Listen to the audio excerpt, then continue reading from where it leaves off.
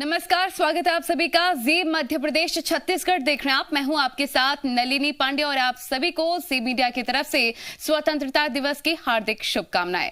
अब हम आपको दिखाते हैं 75 साल में यातायात में कैसे बड़े बदलाव आए हैं। अतीत के पहियों पर सवार विकास की शानदार कहानी है देश के ऑटो सेक्टर की। आपको दिखाते हैं कि आजादी के वक्त कितने लोगों के पास कारें और बाइक हुआ करती थी और तब से अब तक हमारी दुनिया के टॉप 5 ऑटो मैन्युफैक्चरर देशों में शुमार होने की शानदार यात्रा कैसी रही, देखिए।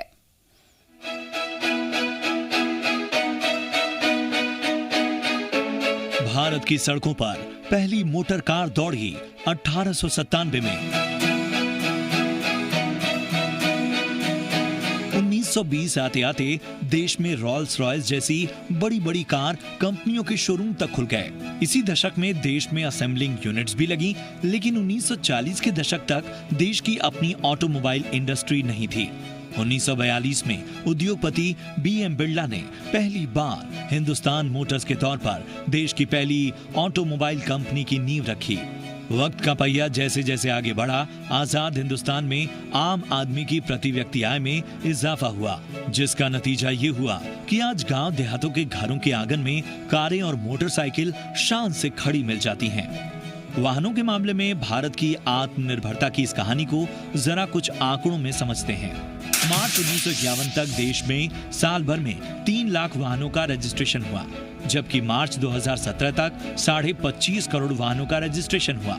इनमें से भी अगर अलग अलग वाहनों की बात करें तो मार्च 1951 से देश भर में कुल 26,400 दोपहिया वाहन रजिस्टर हुए, जबकि आज के दौर की तस्वीर देखें तो 2017 में लगभग 18 करोड़ 68 लाख दोपहिया वाहन रजिस्टर हुए, जो कि इस साल हुए कुल वाहन रजिस्ट्रेशन का 3/4 हिस्सा रहे।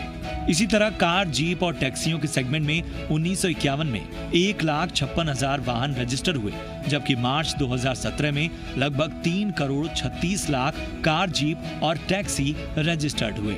इसी तरह अगर सिर्फ बसों की बात करें तो 1951 में जहां मात्र 33,300 बसों का रजिस्ट्रेशन हुआ, वहीं 2017 मार्च में ये आंकड़ा था 18,72,000 बसों के रजिस्ट्रेशन का।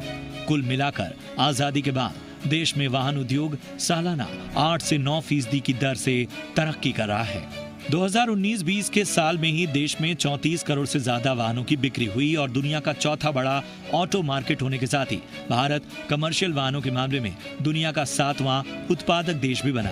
1947 से पहले देश में कार का एक सपना हुआ करता था, लेकिन आज दुनिया की कोई ऐसी कंपनी नहीं है जो भारत में आकर अपनी कार बेचना न चाहती हो। इसमें ऑडी, मर्सिडीज, BMW, टोयोटा और वॉक्सवैगन जैसी दिग्गजों के साथ टेस्ला जैसी दुनिया की सबसे बड़ी प्लेयर हैं। लेकिन आज 1947 वाला दौर नहीं। कंपनी चाहे कोई भी हो, देश की मारुति, महिंद्रा और टाटा जैसी स्वदेशी कंपनियों से टक्कर लेना आसान नहीं। ब्यूरो रिपोर्ट, जी मीडिया। क्या कभी आपने सोचा है कि आपके घर में जो पुराना सोना चांदी है उसे किस भाव पर खरीदा गया होगा?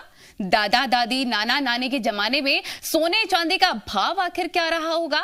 अगर नहीं तो चलिए चलते हैं सोने के गोल्डन जर्नी पर और आपको दिखाते हैं गोल्ड का 75 वर्षों का सफर। अगर आपके घर में 1947 के वक्त का सोना पड़ा है तो जानते हैं आप कितने प्रतिशत के मुनाफे में बैठे हैं? आंकड़ा बताना तो दूर, अंदाजा लगाना भी मुश्किल होगा। 52,000% से ज्यादा का मुनाफा।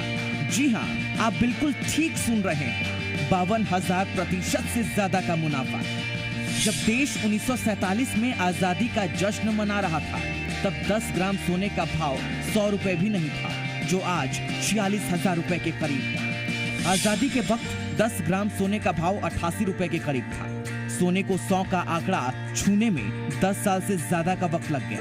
1959 में पहली बार सोने ने 100 के आंकड़े को पार किया और भाव 102 रुपए के ऊपर गया। 100 से 500 का सफर तय करने में सोने को 15 साल लग गए और आखिरकार 1974 में सोने ने 500 रुपए के स्तर को पार किया। लेकिन यहाँ से सोने की चाल बदल गई और रफ्तार तेज हो गई। 500 से 1000 और 1000 से 2000 का सफर तय करने में 5-5 साल की लगी। उसके बाद 1985 से 2007 तक सोने के दाम 5 गुना बढ़ गए और 2007 में सोने ने 10,000 के स्तर को पार कर लिया। फिर सोने के सफर में एक बड़ा ट्विस्ट आया। 2008 की ग्लोबल मंदी ने दुनिया की अर्थव्यवस्था को बड़ा झटका दिया। निवेश के सारे विकल्प फीके पड़ गए। क्या शेयर बाजार, क्या रियल एस्टेट, क्या म्यूचुअल फंड, सबके सब धड़ाम। लेकिन उस वक्त सोना मंदी का सबसे बड़ा हीरो, संकट का सबसे बड़ा साथी बनकर सामने आया और 2008 की मंदी में सोने ने 25% से ज्यादा का रिटर्न देकर सबको चौंका दिया। उसके बाद लोगों का सोने पर भरोसा इतना बढ़ गया कि महज 3 साल में सोने के दाम 2 गुने से ज्यादा बढ़ गए। 2008 में 12,500 के भाव बिकने वाला सोना 2011 में 26,000 के भी पार चला गया। उसके बाद तो ऐसा सुनहरा सफर शुरू हुआ कि 10 साल से भी कम के समय में 2020 में सोना 50,000 और फिर 56,000 के भाव भी बिका, जो कि अब तक रिकॉर्ड है। हालांकि अभी सोने का भाव रिकॉर्ड ऊंचाई से करीब 10,000 रुपए का कम यानी 46,000 के पास है।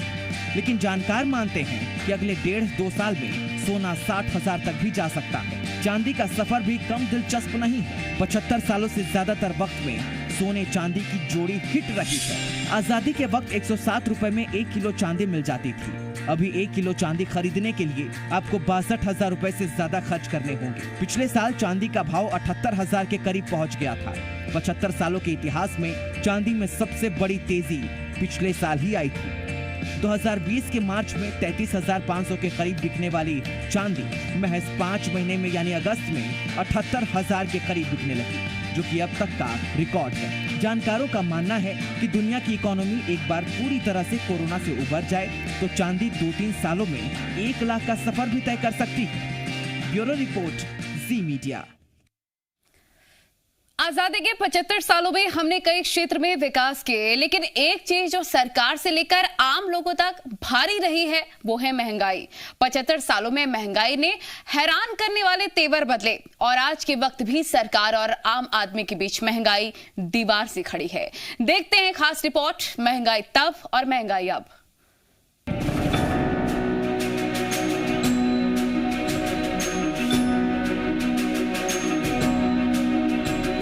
अगर आपको कहें कि आपकी जेब में 1947 में 5 रुपए का नोट होता तो आप 1 किलो घी, 1 किलो दाल, 1 किलो चीनी और 4 किलो गेहूं खरीद सकते थे, तो आप क्या कहेंगे?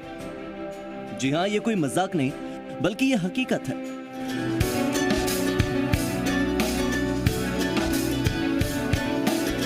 अभी 100 रुपए प्रति किलो से ऊपर बिकने वाली अरहर की दाल आजादी के वक्त 1 रुपए किलो बिका करती थी और गेहूं तो रुपये में 4 किलो। मतलब ये कि अभी के किलो के भाव यानी 30 रुपये में आपको उस वक्त 100 किलो से ज्यादा गेहूं मिल जाता। और तो और 1947 में 12 पैसे बिकने वाला चावल अभी 40 से 50 रुपये का भाव खा रहा है, वो भी सामान्य किस्म का। अभी 200 रुपये लीटर बिकने वाला सरसों का तेल उस वक्त महज 1 रुपये लीटर बिका करता था। इतना ही नहीं, 40 रुपये की चीनी सिर्फ 1 रुपये में और 25 रुपये का आलू सिर्फ 25 पैसे में मिल जाता था। प्याज का भाव उस वक्त 30 पैसे किलो था, जो अभी 30 रुपये किलो के आसपास है और बीच बीच में कई बार प्याज का यही भाव 100 रुपये प्रति किलो के भी पार कर जाता है। दूध के दाम सुनकर आप और भी हैरान हो जाएंगे। 12 पैसे प्रति लीटर। जी हाँ, 12 पैसे प्रति लीटर, वो भी फुल क्रीम, जो अभी आपको 60 रुपये से ज्यादा के भाव में मिलता है।